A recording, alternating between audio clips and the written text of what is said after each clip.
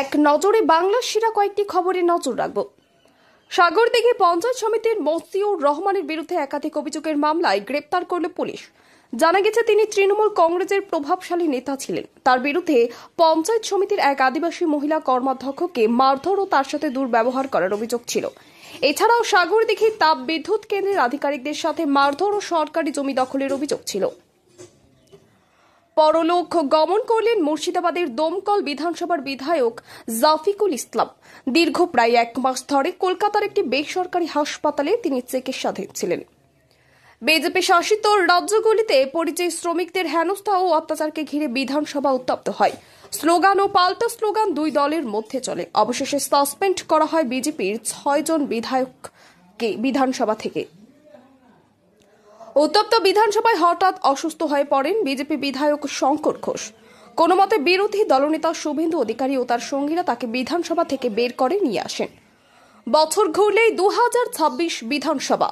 এর আগে তৃণমূল সূত্রে নতুন খবর, নন্দীগ্রাম থেকে লড়বে না মমতা ব্যানার্জি। দলবদলুদের প্রার্থী করার অনুমান, গোপন সূত্রে খবর। ভাষা আন্দোলনের সভা মঞ্চকে সেনাবাহিনীর দ্বারা খুলে দেওয়ার উত্তপ্ত বাংলার রাজনীতি। এবার ভাষা আন্দোলনে সামিল হতে চলেছেন প্রাক্তন সেনারা, আর্জি জানিয়েছেন হাইকোর্টে। 8 তারিখ থেকে ভাষা আন্দোলনে সামিল হবার অনুরোধ প্রাক্তন সেনাদের। হাইকোর্টের কাছে আগামী সোমবার শুনানির সম্ভাবনা। বিজেপি ছেড়ে বাম দলে হুড়মুড়িয়ে যোগ, ত্রিপুরায় গেরুয়া শিবিরে ধস। হাওড়ায় নির্বাচনের হোয়াইট ওয়ান্স চান অভিষেক বন্দ্যোপাধ্যায়।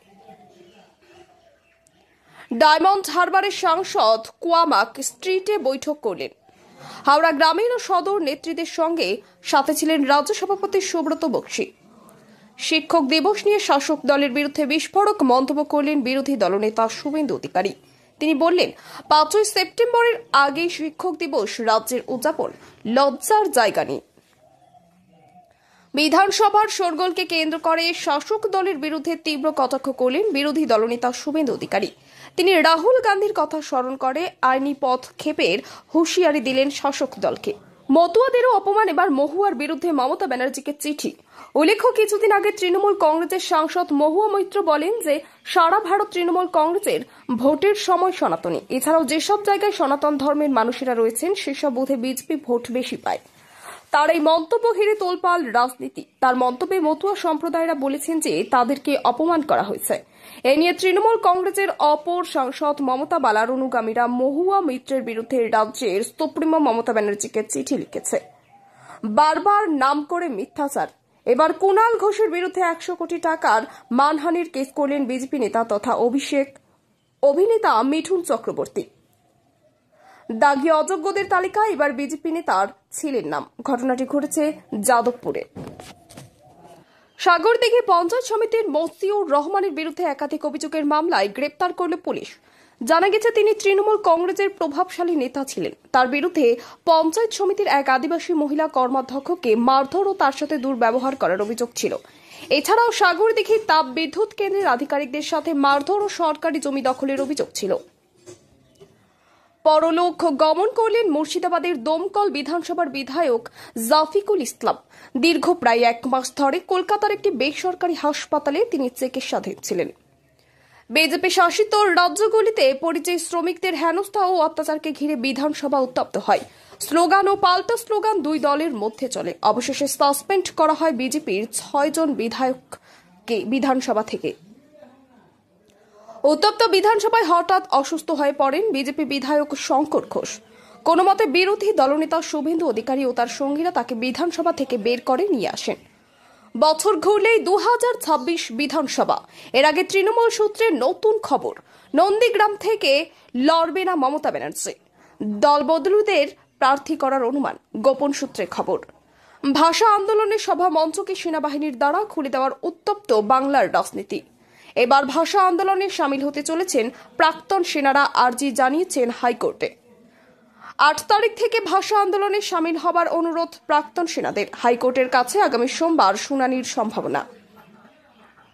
বিজেপি ছেড়ে বাম দলে হুড়মুড়িয়ে যোগ, ত্রিপুরায় গেরুয়া শিবিরে ধস। হাওড়ায় নির্বাচনের হোয়াইট ওয়ান্স চান অভিষেক বন্দ্যোপাধ্যায়। ডায়মন্ড হারবারের সাংসদ কুয়ামাক স্ট্রিটে বৈঠক করলেন।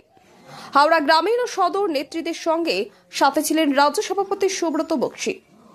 শিক্ষক দিবস নিয়ে শাসক দলের বিরুদ্ধে বিস্ফোরক মন্তব্য করলেন বিরোধী দলনেতা শুভেন্দু অধিকারী। তিনি বললেন, 5ই সেপ্টেম্বরের আগেই শিক্ষক দিবস রাজ্যের উদযাপন লজ্জার জায়গা নেই। বিধানসভার শোরগোলকে কেন্দ্র করে শাসক দলের বিরুদ্ধে তীব্র কটাক্ষ করলেন বিরোধী দলনেতা শুভেন্দু অধিকারী। তিনি রাহুল গান্ধীর কথা স্মরণ করে আইনি পদক্ষেপের হুঁশিয়ারি দিলেন শাসক দলকে। মতুয়াদেরও অপমান, এবার মহুয়ার বিরুদ্ধে মমতা ব্যানার্জিকে চিঠি। উল্লেখ্য, কিছুদিন আগে তৃণমূল কংগ্রেসের সাংসদ মহুয়া মৈত্র বলেন যে সারা ভারত তৃণমূল কংগ্রেসের ভোটের সময় সনাতনী। এছাড়াও যেসব জায়গায় সনাতন ধর্মের মানুষেরা রয়েছেন সেসব বুথে বিজেপি ভোট বেশি পায়। তার এই মন্তব্য ঘিরে তোলপাল রাজনীতি। তার মন্তব্যে মতুয়া সম্প্রদায়রা বলেছেন যে তাদেরকে অপমান করা হয়েছে।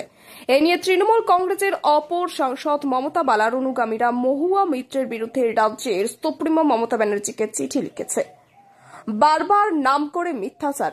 এবার কুণাল ঘোষের বিরুদ্ধে 100 কোটি টাকার মানহানির কেস করলেন বিজেপি নেতা তথা অভিনেতা মিঠুন চক্রবর্তী। দাগী অযোগ্যদের তালিকায় এবার বিজেপি নেতার ছিলেন নাম। ঘটনাটি ঘটেছে যাদবপুরে।